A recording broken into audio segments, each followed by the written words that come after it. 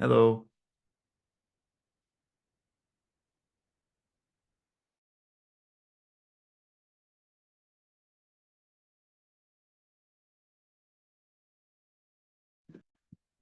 Hey George.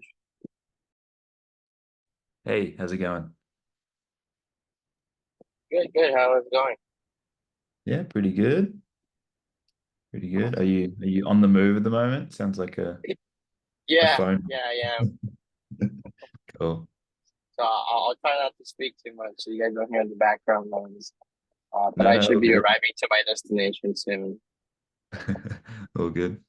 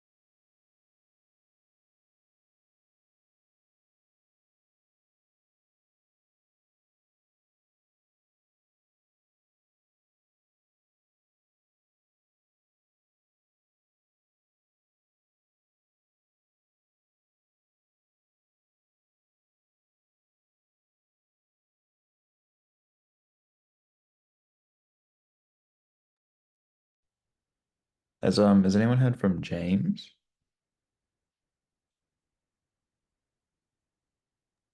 I have not, but I'm messaging him right now actually. Let me see if he picks up. Okay, cool, cool, cool.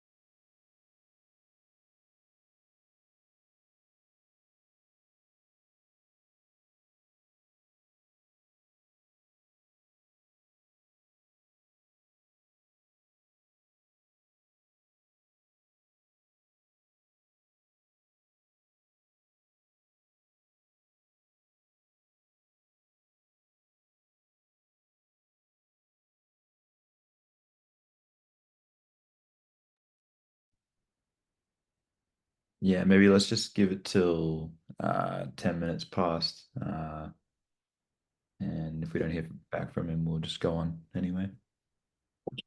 Sure. Yeah, I sent him a message already, so uh, Okay. I'm waiting for a response. But yeah, we can go ahead and start at 10. Cool. Yeah, I'm just trying to clone the page in the wiki at the moment to create the agenda, but I don't think I have permissions, unfortunately. But if that's the case, then we'll just take notes and fill it out later. Cool. Sounds good.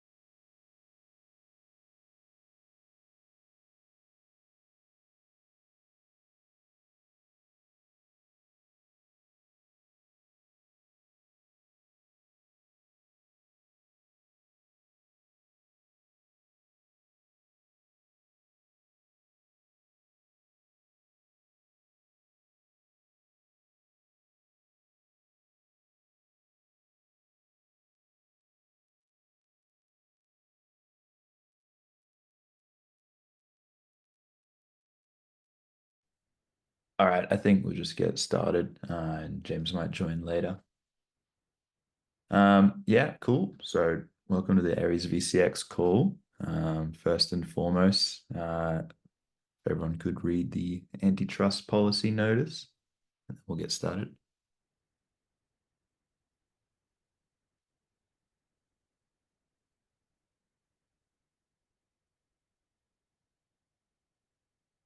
Cool.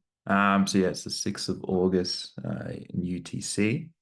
And yeah, I wasn't able to clone this page to create a new one, but I'll take some notes as we go, and we can fill them in later. Um, yeah, so I suppose we'll look at what has happened.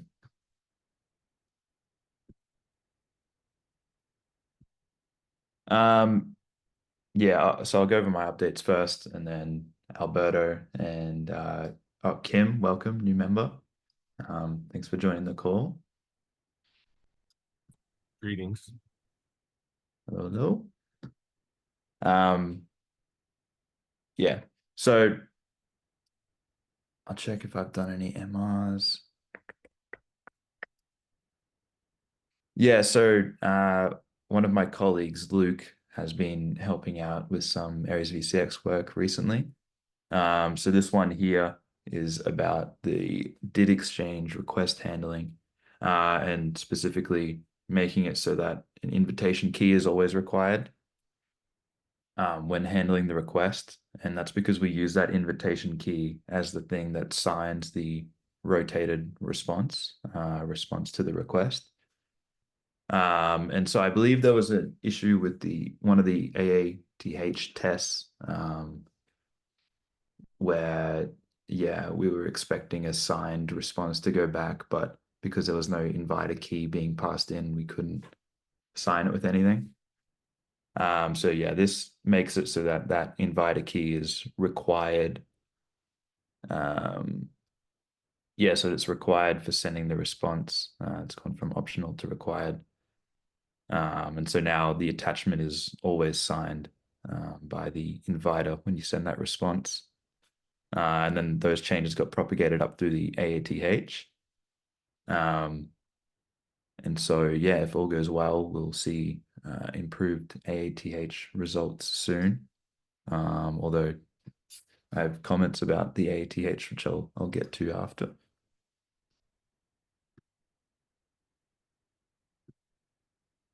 But yeah, other than that, I think it was pretty cruisy. Yeah, I believe this made it into the previous call. But yeah, just some dependency updates. One thing to note is that the dependency bot has sort of been um, silenced a little bit. Recently, it's been spamming us quite a bit. And that was one because we had a lot of dependencies that weren't updated, which I covered in this PR here.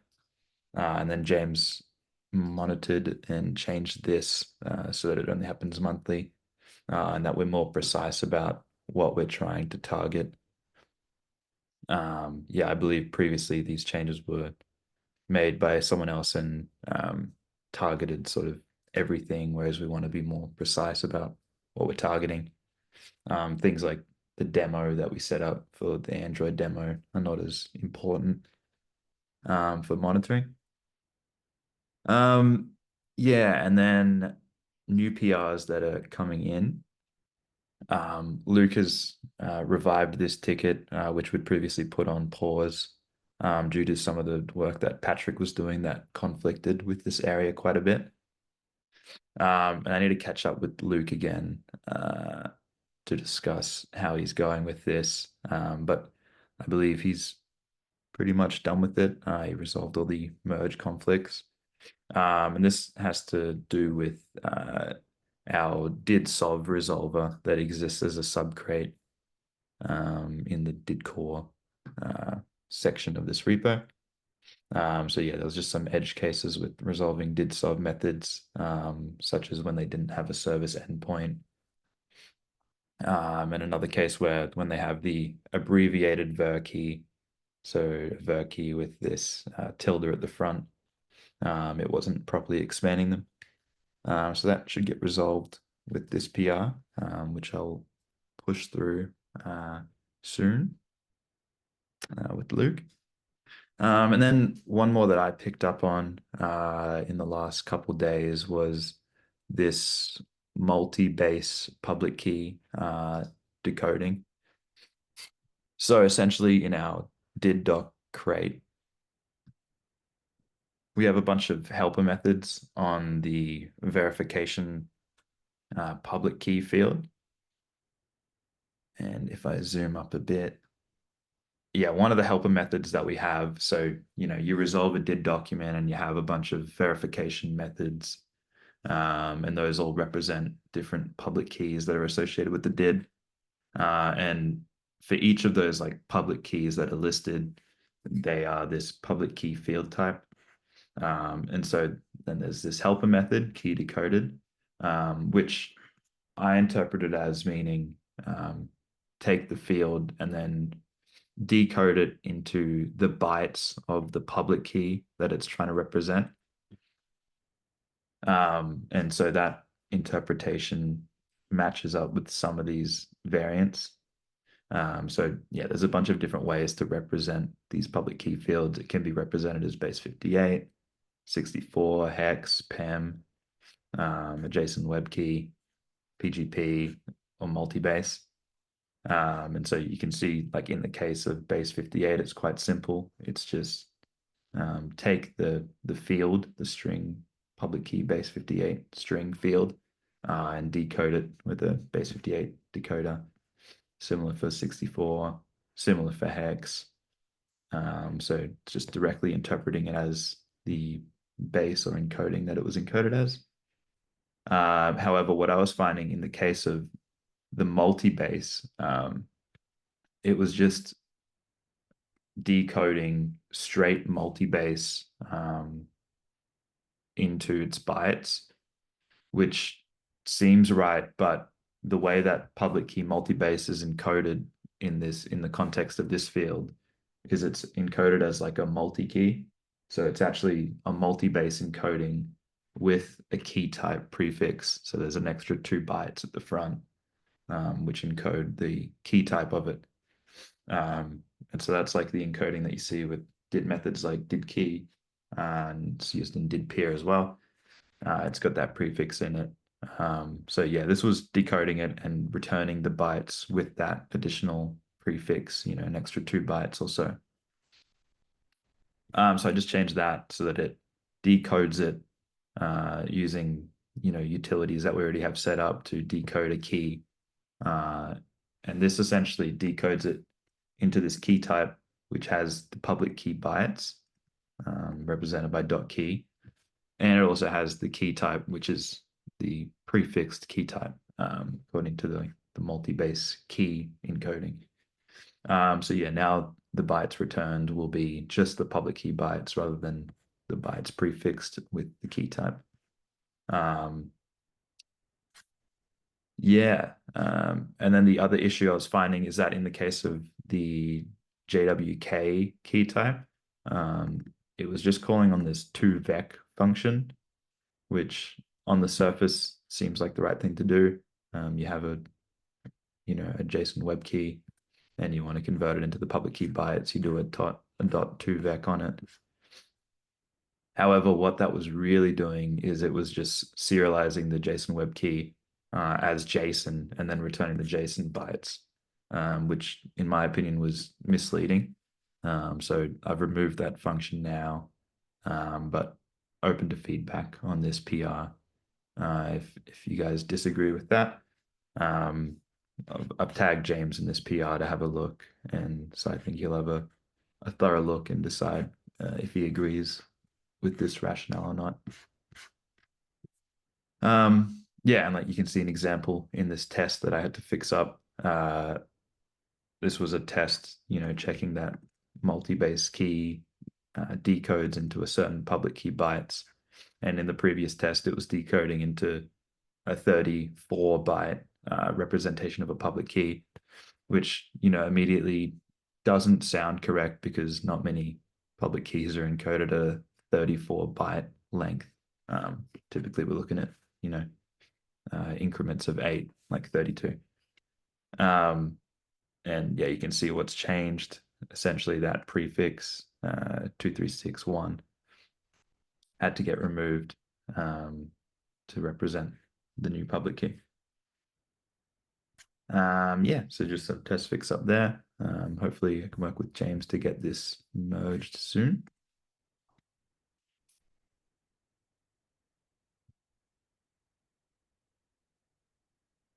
And yeah, there's been no new issues from what I can see.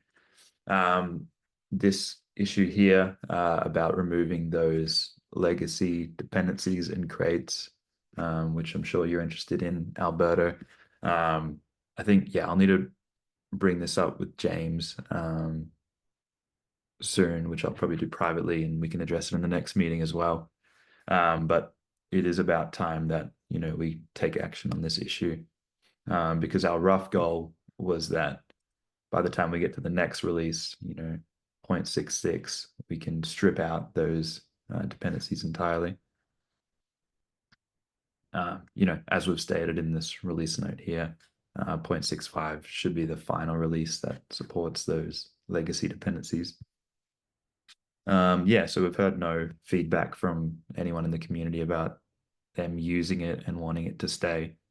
So it seems like the appropriate time to get rid of it.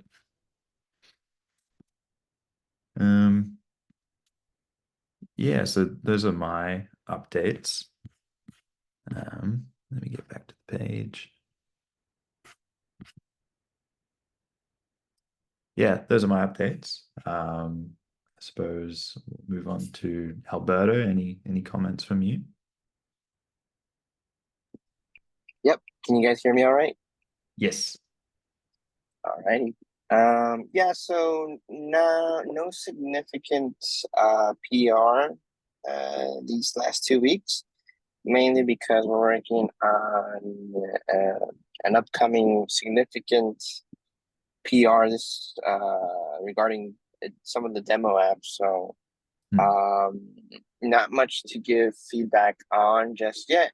And I know James has been working on the new Aries framework crate. Hmm. So we've been trying to consume some of that. He has a new branch. I think you're looking that up right now. Maybe where he's working on this. So um, I could give a little small rundown on what to expect on this upcoming PR. So on one hand, we've separated the demos into two parts, the Android demo and the iOS demo, with the iOS having its own script, which as of right now, I can say that we've successfully been able to run the Unify engine to create the wrappers and the binaries. As you recall, George, we were having some issues with some of the dependencies, so we were able to get over that, adding some of those dependencies directly on the non-creds RS. So we were able to compile that successfully, and then eventually, we're also creating an XC framework out of that, Hmm. which we're able to consume now, which we're very happy about. So with that, we kind of have a very basic setup on the iOS side. Android basically stays as is, for now at least, and then from there, the team's been kind of asking the community through the Discord channel some suggestions or tips on how to approach some of this stuff we do on Unify. Hmm. So as you know, I think the current Unify project uses UDL files to kind of Hmm. generate the bindings into Swift and Kotlin. So we definitely agree that uh, while this gets more complex, UDL files do definitely take up, some time to generate, especially if you want to keep them sync, right? So I think I saw one of your comments, George, regarding maybe a newer way or a better way to actually approach those bindings through Mm. pro macros. I'm not sure if you're the one that brought it up, but I think someone on the team brought it up using pro macros to actually generate those bindings and avoid the UDL file. So Yes. Yeah, yeah, that was we were mine. Yeah. yeah, exactly. So we were able to do a small POC of that successfully on a very small sample code. So we're happy with that since we'll get rid of the headache of using UDL files, which is great, and I think working through the code would be more efficient. So that's another big part we're adding to this PR. Except the pro macro part would be targeting just for now the new crate that James has generated. Hmm. So eventually, of course, we'd like to add that to the entirety of the project. But first, we're just focusing on these newer parts, especially with the update from James. So with that said, one last piece we're just kind of waiting on. We're just trying to figure out that we are generating the XC framework properly for consumption from a user's perspective or developer's perspective. And we also are planning to put that into, maybe this would be a good question for you to add it into the workflows here on GitHub. We're looking into putting that into some sort of YAML file where we can execute the scripts we've been generating and have that upload into what was this called? But actually, I'm new to this environment. Is it GitHub Actions, the Yeah. binaries that we can generate? Yeah, exactly. So so we'll add that in a probably in a separate or yeah probably in a separate PR. So it's easy for consumption for anybody that wants to just grab those binaries or the XC frame. But ultimately, I think what we want is to add that into Swift Package Manager and like Maven or like Gradle or something for like easy consumption. But probably that would need some access to like the accounts. I know James mentioned it briefly. Some accounts into the Hyperledger accounts or something like that. So we were just that was kind of far further down the road, so we didn't really talk about too much about it. Mhm. But that's the plan. I don't know what you think on having it that way, or just to getting the GitHub Actions there for now. Mm. Yeah. Okay. Wow. Yeah, yeah. Lots of exciting updates. That's very good to hear. Yeah, I wrote some notes, but yeah, I'm glad you got over the hurdles with some of those scripts and dependency management. Yeah, I'm wondering, like, did you find benefit using vendor dependencies? Was that the fix or? Yeah, so I did use the vendor uh, feature. I think that's what I'm trying to recall here in my code. I don't have it in Mhm. front of me, but yes. So what we ended up doing was added. You were completely right from the last call when we kind of analyzed those variables, right? Mhm. Mhm. In the iOS script, I mean the Android script. So what I ended up doing, I believe it's LBZMQ Mhm.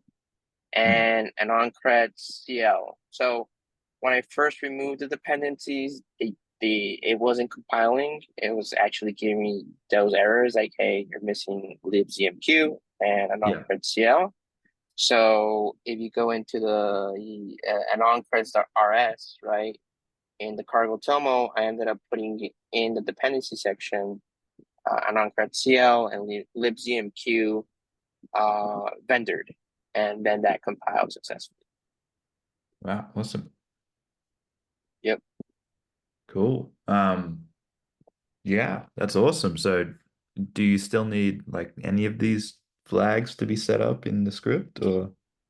That's actually one of the next things that we wanted to do. We wanted to, since we were kind of focused on the iOS section and Hmm. getting that one set up properly, since it's the one that's missing in the project, we Yes. haven't actually removed these from Android and seeing whether it's working or not. But my best guess, it will because it Yeah. worked for iOS, right? Yeah. So the next step would be to remove these. I'll probably end up removing the whole function, and then here in the script, and then just testing that. But my hypothesis is that it will work since it's worked for iOS. Yeah, yeah, you're right. Yeah, you could almost just, get rid of these two functions. Um, yeah, cool. Yeah, so yeah, for iOS, you didn't need to set any flags at all, just switching it to vendor fixed it up. That's Yeah, great. exactly. So yeah, thanks for Cool. the help, by the way, on that. Yeah, yeah, yeah, no worries anytime. I'm glad it's working. It'll be a great addition.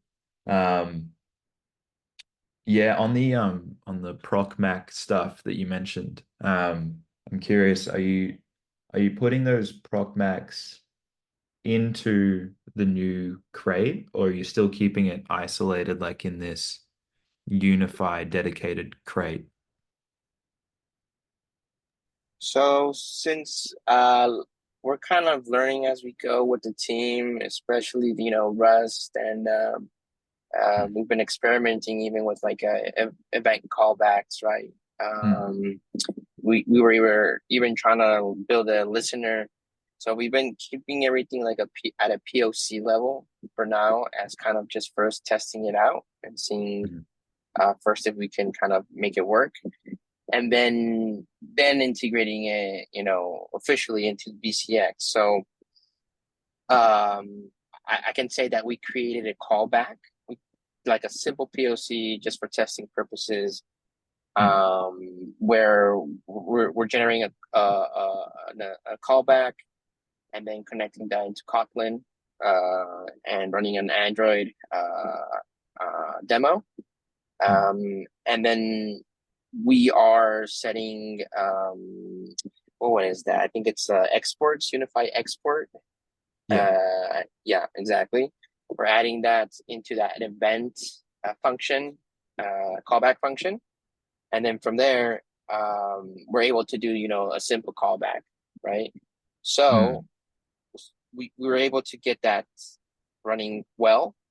So from the new crate, that's exactly what we're trying to do next, and I think that should be ready by tomorrow. And hopefully, I can send you guys something and you guys can see it. Yeah. Awesome. Yeah, I wonder if it's in here. Yeah, Yeah, it's like part. the Yeah, link that page. that yeah, that's the key there, right there. That's really we're really happy to get this working actually, because it could definitely go really out of sync with the UDL files, and it's a Yeah. big headache, especially we it's hard it was hard to find exactly how the Unify engine wants that formatted. Yep. So we had to do like a constant trial and error to get that to work. So yeah, we're happy that we got this, at least this POC working first, but we're confident that we can get the crate working the same way. Yep. Yeah. Yeah, that's great. Yeah, like here's one of those callbacks, and I'm sure you could plug your listeners into that somehow. That's awesome. Yeah, I definitely think these proc Macs are the way to go. I'm fairly sure, they give warnings about it being new, but it does seem like the Unify guys are sort of trying to put UDL behind them and move on to proc Macs. Um, yeah, one thing I liked about the UDL setup is that it lets you define types for things outside of your crate, right? So like we have this unified Aries-vcx crate, the core crate. And what we're doing here is in our UDL, we're exposing types that don't even belong to this crate, like the Aries-vcx crate. Um, that'll be this one. Yeah, like we're exposing those types in here, even though they don't even belong to the crate. And I think initially, and there's been many major releases since, but initially, I was a little bit put off by the ProcMax stuff because there wasn't an immediate way to uh, define types outside of your crate. And I didn't want to pollute the main crate with unify and put unify macros all over the primary crate. However, I think they are progressing with like the ability to use ProcMax to define types uh, outside. They might even talk about it in here. But anyway, I haven't read over this. Looks like that's what they're doing here.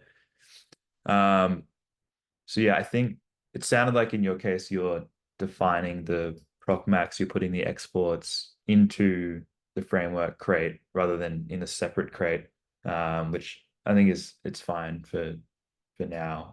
But maybe in the future you'd consider separating them so that the framework crate can sort of stay pure. Um, and you mentioned as well how you're doing this unified over the framework crate. I think that's the way to go for sure. Yeah, whether or not we want to put unify over the main Aries-vcx crate is a whole nother question. But I think most unify consumers, Android and iOS consumers are gonna want this nice clean framework that you guys are putting together rather than the lower level bits that is the Aries-vcx crate. So I think that's awesome. Yeah, yeah, I would agree. And I'll give that more of a thought as well. What I would say is, yes, I did see some of these warnings about pro macros. And I did have second doubts about it, but if I recall correctly, I think the Matrix people are using it pretty heavily. So that Yeah. gives me a little bit of confidence in this because I know they are pretty much, big on some of these things. Yep. Yep. Yeah, I think they might be moving it as well. And yeah, it seems like the way to go. And this comment is pretty funny but telling. It's saying even though it's pretty new, it's going to change a lot, but so will everything in Unify. So just deal with it, and proceed with Right, caution. right, exactly. And I think the trade-off would be probably, in my opinion, pretty worth it, especially um, when yeah, at least for us, when we're trying to get over so many learning curves in sort of like the VCX world, Rust and Mm, other things. Um, but yeah, so I think the PR, hopefully we'll get that in this week. We're just, cleaning a few things up, and hopefully you guys can see that by the end of the week. cool. Yeah, yeah, I'm very excited to see it. Yeah, it sounds like great work. Yeah, it was already looking good 2 weeks ago when James demoed a bit of the framework, and it's great to hear all the Yeah, unifying success. I got I got to see a sneak peek a little bit of what James been doing. It looks also very good. And I think there was a planned another good milestone of that today. So I'm guessing we'll probably hear back from him soon on that. So I'm also excited with that because at the end we're trying to glue these two parts together, right? This new unify approach with the new milestone from James with the new crate. Cool. Yeah, yeah, that's awesome. Very exciting. And then you mentioned as well generating the XC framework and pipeline processes for that. I think the pipeline process is the way to go. We've seen other crates like a non-creds and indie VDR do that. So I think putting that into our pipelines, the GitHub Actions workflows, will be the right place for it. And I'm a noob at that. I think James knows a lot more. So when it comes to like publishing it to Swift Package Manager, maybe James can help more there. Like we do other stuff like publishing Docker images under the Hyperledger um, Docker repo. So it's definitely possible to publish these artifacts sort of on behalf of Hyperledger. We just need to figure out how. Yeah, Um, he mentioned there was some sort of access that we need to request or something. So, right. yeah, I believe that's the way. And yes, we're also kind of learning a little bit how to set those up. Mm, But I guess the heavy part here is the script itself, yeah. which I'm glad we have it, and at least locally we're able to generate that XC framework. Yep. So I think just I'm pretty sure there's other projects in the Aries project that do this already. So I'll probably end up piggybacking on one of those and publishing that somehow. I know some of them publish it like NPM and Mm, some other things, but I'll just probably just find a way to do that just with Swift and then with Maven or something for Android. yeah. Yeah, yeah, I was just looking at Aries Framework Swift, which is probably comparable. Um, yeah, it looks like it's a Swift package, right? It has that package.swift, but it's just like a Git dependency rather than something more. It sounds like you might want the something more. I'm not entirely sure how Swift package management works, so not too sure. Um, Yeah, I'll research that. Yeah. cool. Cool. Okay. Yeah. Thanks for your update. It's all very interesting. Yeah. Anything else from you? No, I think that's pretty much it. Like I said, we'll submit that PR by the end of the week, so you guys can take a look. That's great. Cool. Very exciting. Um, cool. Yeah. I think that's about it for me. Yeah. The only other thing I had to say was, uh, I got a message from, Shell, the AATH guy, and he's reporting that some VCX tests are failing in the AATH. So gonna have a look at that today. I think it might be related to one of the recent PRs, in which case it should be an easy fix. So yeah, gonna do that today. Yeah. All right. Cool. Cool. Okay, I think that's about it. I'll work with James to create the actual agenda page, since I didn't have permissions to clone this page. But yeah, other than that, that's all I got. All right. Thanks, George, for kind of leading the call here. Appreciate Yeah, it. yeah. No worries. Cool. Okay, I'll Cool. leave it at that. All right. See you next time. All right. Thanks, George. Bye bye. Bye.